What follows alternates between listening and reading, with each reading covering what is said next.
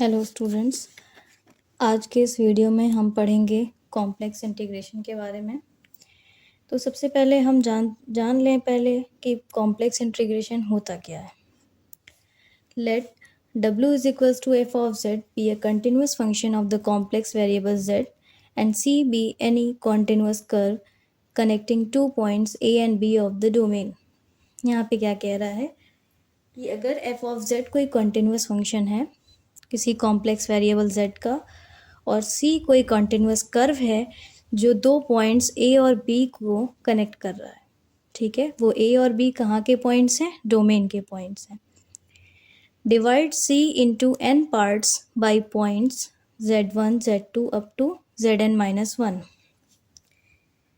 अब हम इस डोमेन के इस पॉइंट a b को डिवाइड करेंगे c को हम n पार्ट में डिवाइड करेंगे और उसके पॉइंट्स हमने क्या लिया है? z1 z2 up to zn-1, जहाँ पे where a and b corresponds to z0 and zn। जैसे एक फिगर के थ्रू हमने इसको सीखा।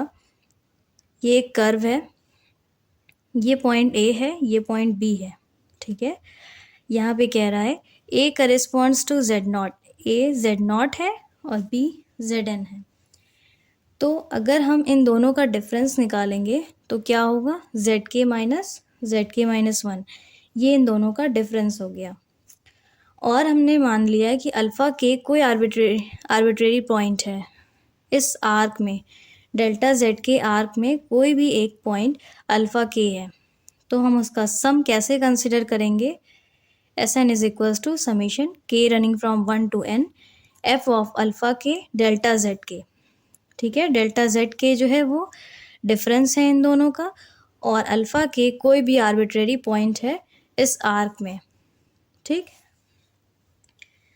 यहाँ पे हम ये कह रहे हैं कि अगर if limit Sn exist as n tending to infinity and each zk tending to 0, अगर Sn की लिमिट एग्जिस्ट कर रही है n टेंडिंग टू इन्फिनिटी पे और हर zk z को 0 को टेंड कर रहा है, then it is defined as the line integral of f of z from a to b along c। तो हम इसको डिफाइन करेंगे एक line integral f of z का, जो कहाँ से है? a से b तक है अलोंग c। इसको हम डिनोट करेंगे integral c f of z dz। ठीक है, c यहाँ पे कोई कर्व है, तो यहाँ पे हमने कर्व लिया है ए बी, तो इसको हम और लिख सकते हैं integral A B F of z dz। ठीक है, अगर यहाँ पे w is equals to F of z हमने कोई कंटिन्यूस फंक्शन लिया था। ठीक है, अब ये z को हम xy प्लेन में अगर रख रहे हैं तो एक बार u xy plus imaginary part of xy। ठीक, तो क्या होगा? Integral of c f of z dz is equals to integral of c, इसको हम एक साथ कर लेंगे u प्लस आई वी और dx plus I D Y, dz की जगह dx plus I D Y. ठीक, अब हम इन दोनों इक्वेशन को एक साथ कर लेंगे, integration of c u dx और ये plus I V plus I minus V D Y plus I common, integration of c V D X plus U D Y. ठीक है,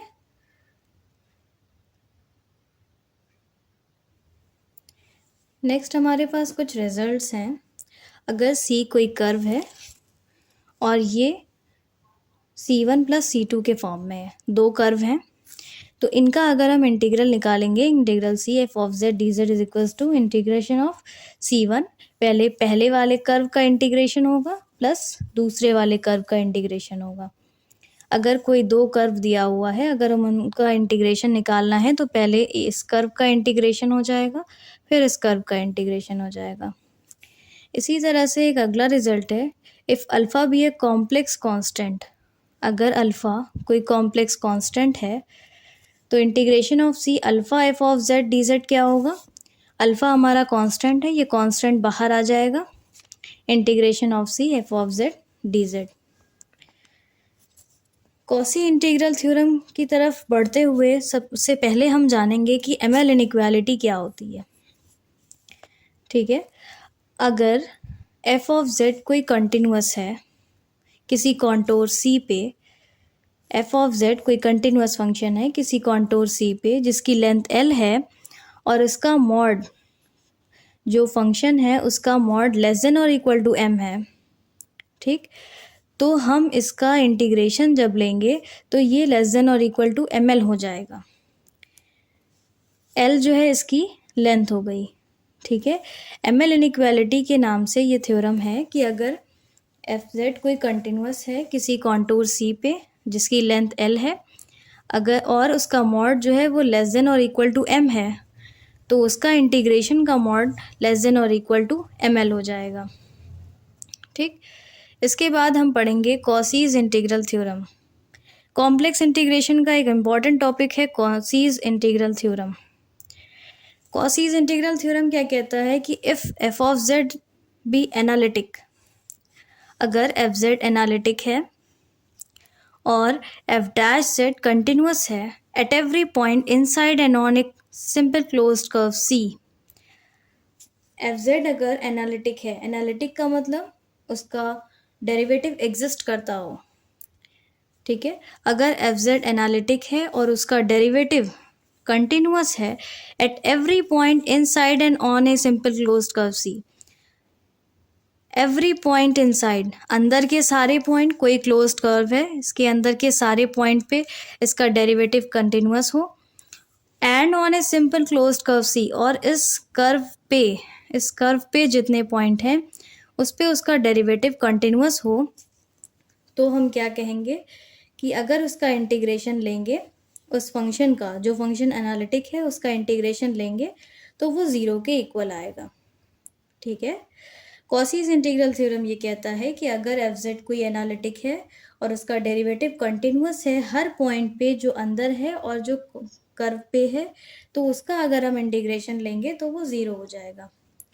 इसका प्रूफ करने के लिए सेम इससे पहले जो हमने इंट्रोडक्शन में पढ़ा है उसी का यूज़ करके हम इस थ्योरम का प्रूफ करेंगे। जैसे अगर एफ ऑफ जेड को हमने पीछे पढ़ा था X Y plus I we x Y के फॉर्म में लिख सकते हैं।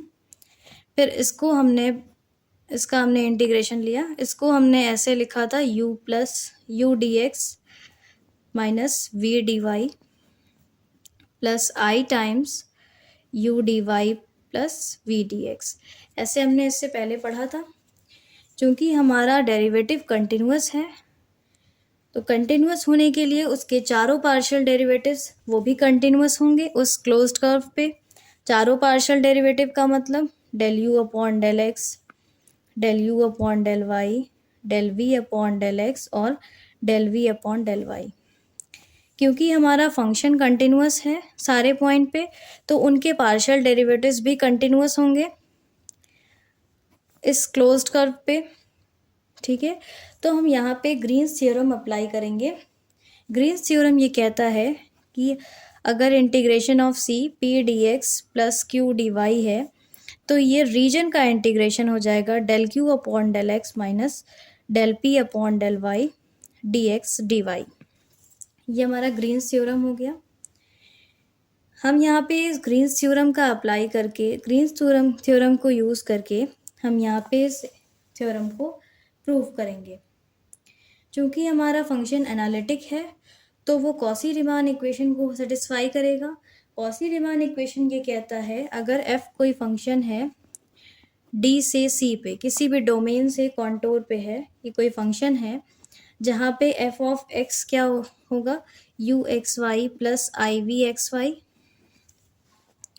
तो सी आर इक्वेशन क्या कहता है कि del u upon del x is equals to del v upon del y और del u upon del y is equals to minus del v upon del x. ये हमारा सी आर इक्वेशन होता है। अगर हमारा फंक्शन एनालिटिक है तो वो सी आर इक्वेशन को भी सेटिस्फाई करेगा। तो यहाँ से सी आर इक्वेशन ये हो गया। इन सारी वैल्यूज़ को यहाँ पुट करके हम इसको जब पूरा सॉल्व करेंगे तो हमारा इक्वेशन ज़ीरो के इक्वल आएगा। ठीक है, तो इससे यहाँ से ये प्रूव हो गया कि कोई भी फंक्शन अगर एनालिटिक है और उसका डेरिवेटिव कंटिन्यूअस है हर पॉइंट पे और इस क्लोज्ड कर्व पे, तो उसका इंटीग्रेशन 0 होगा। ठीक है, उसके बाद नेक्स्ट हमारा आता है कॉसीज इंटीग्रल फॉर्मूला।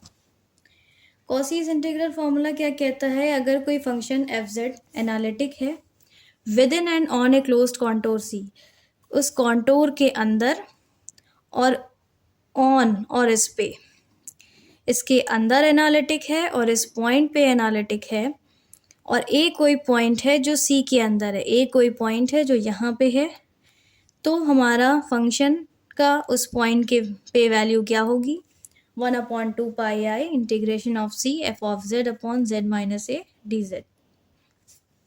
ठीक है,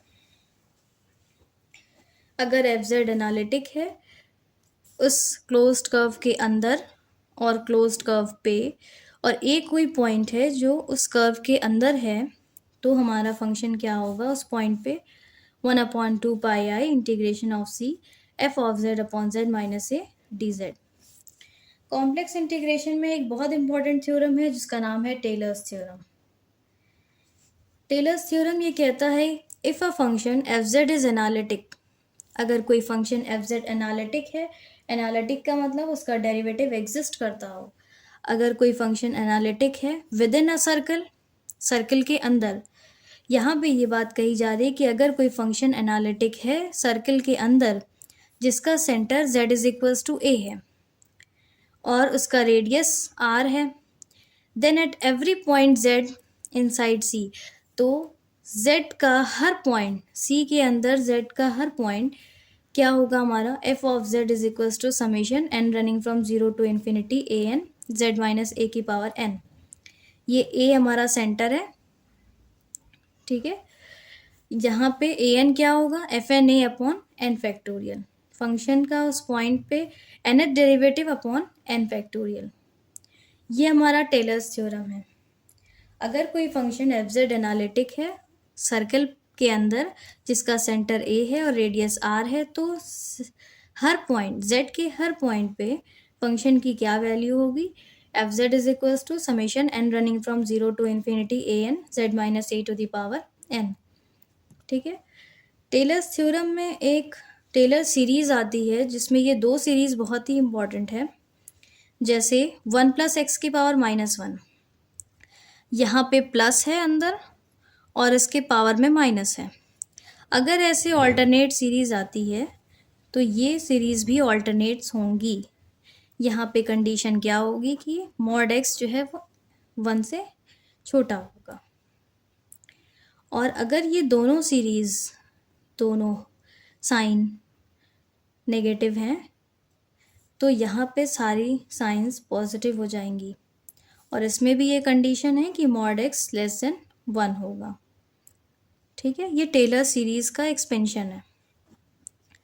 नेक्स्ट हमारा टॉपिक है लॉरेंट्ज theorem.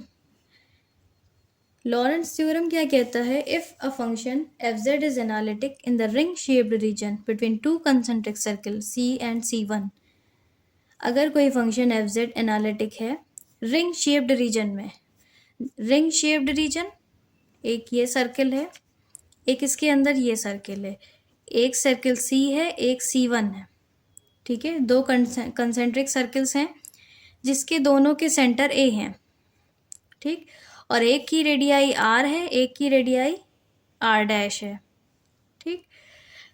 Then at any point Z in the ring shaped region, तो रिंग शेप्ड रीजन में कोई भी पॉइंट Z हमारा क्या कहलाएगा, f of z is equals to summation n running from 0 to infinity a n z minus a to the power n plus summation n running from 1 to infinity b n z minus a to the power minus n। यहाँ पे दो series क्यों बन रही हैं, क्योंकि यहाँ पे दो कंसेंट्रिक सर्कल्स हैं और दो कंसेंट्रिक सर्कल के लिए दोनों के लिए अलग अलग इक्वेशन है। एक ये हमारा 0 से स्टार्ट हो रहा है जो पॉजिटिव पावर्स हैं, और एक हमारा 1 से स्टार्ट हो रहा है और इसकी पावर नेगेटिव है। तो टेलर और लॉरेंट्ज में सिर्फ फ़र्क इतना है कि टेलर सीरीज़ में सिर्फ पॉजिटिव पार्ट होता है और लॉरेंट सीरीज़ में पॉजिटिव और नेगेटिव दोनों पार्ट्स लिए जाते हैं, जहाँ पे ए एन हमारा क्या होगा, इससे पहले हमने पढ़ा है 1/2 pi i integration of C F of z upon z minus a d z, और बी एन जो है वो ए एन का नेगेटिव वर्जन है। ठीक,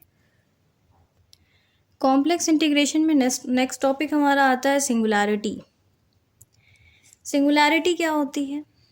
अ point z is equals to a is called a singular point or singularity of f if f is not analytic at a, but every neighborhood of z is equals to a contain at least one point at which the function is analytic। यहाँ पे ये कह रहा है कि कोई point z is equals to a है, इसको हम सिंगुलर पॉइंट या सिंगुलैरिटी इस फंक्शन की तब कहेंगे जब हमारा f एनालिटिक नहीं होगा।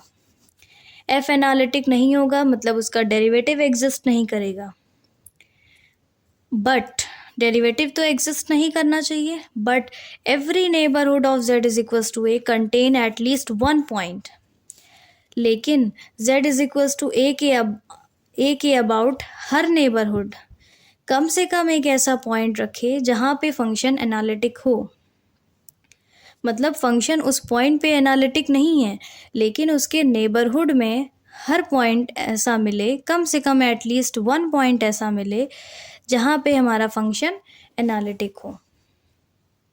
ठीक, सिंगुलैरिटी ये कहती है कि इस पॉइंट को सिंगुलर पॉइंट या सिंगुलैरिटी तब कहेंगे जब हमारा फंक्शन एनालिटिक नहीं है, लेकिन उसके नेबरहुड में कम से कम एक ऐसा पॉइंट मिल जाए जहाँ पे फंक्शन हमारा एनालिटिक हो। सिंगुलैरिटी तीन तरह की होती हैं, आइसोलेटेड सिंगुलैरिटी, पोल और एसेंशियल सिंगुलैरिटी। आइसोलेटेड सिंगुलैरिटी क्या होती है? The point z is equals to a is called isolated singularity if f is not analytic at z is equals to a। f analytic नहीं होना चाहिए। There exist a deleted neighbourhood of a in which f is analytic. कम से कम एक ऐसा deleted neighbourhood, मतलब a को हटा के ए का डिलीटेड नेबरहुड कम से कम एक ऐसा एग्जिस्ट करे जहाँ पे फंक्शन हमारा एनालिटिक हो। आइसोलेटेड सिंगुलैरिटी के लिए फंक्शन का उस पॉइंट पे एनालिटिक होना नहीं है, और कम से कम एक ऐसा ए को हटा के डिलीटेड नेबरहुड मिल जाए जहाँ पे फंक्शन हमारा एनालिटिक हो। जैसे इसका एग्जाम्पल है f of z is equals to 1/z² + 1। अब z² + 1 को अगर हम 0 के इक्वल करेंगे तो z is equals to ±i आएगा। तो ये दो हमारे सिंगुलर पॉइंट्स हो गए। ठीक, नेक्स्ट टाइप है सिंगुलैरिटी के पोल। पोल क्या होता है?